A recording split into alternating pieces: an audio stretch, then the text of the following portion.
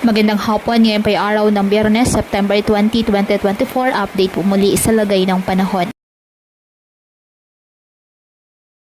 Isa na pong ganap na bagyo o tropical depression ang binabantayang aktibong low pressure area sa loob ng Philippine Area of Responsibility, dyan po sa silangan ng extreme northern Luzon. Ayon po yan sa datos ng Japan Meteorological Agency or JMA. Sakali po na maging bagyo rin ito, sa pag-asa papangalan nitong bagyong Egme. Sa kasalukuyan, ang extension ng nasabing sama ng panahon nakakaapekto na po sa silangang bahagi ng bansa, dyan sa Bicol Region, Eastern Visayas, Isabela, Quezon Province at Cagayan. Kaya asahan po ang mga pag-ulan na nararanasan po sa mga nabanggit na lugar. Ngayong araw, asahan ang monsoon rain sa Zambales at Bataan.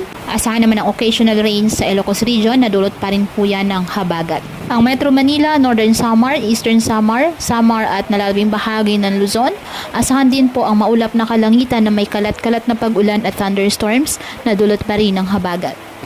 Ang nalalabing bahagi ng Visayas, bahagyang maulap hanggang sa maulap na kalangitan with isolated rain showers or thunderstorms, dulot pa rin po ng nasabing habagat. Apektado ng mga localized thunderstorms ang Mindanao. Patuloy po na pinapayuhan ng ating mga kababayan mag-ingat sa mga posibilidad ng pagbaha at pagguho ng lupa at ugaliin po na magdala palagi ng payong o kahit anumang panangga sa ulan sa tuwing lalabas ng ating mga tahanan.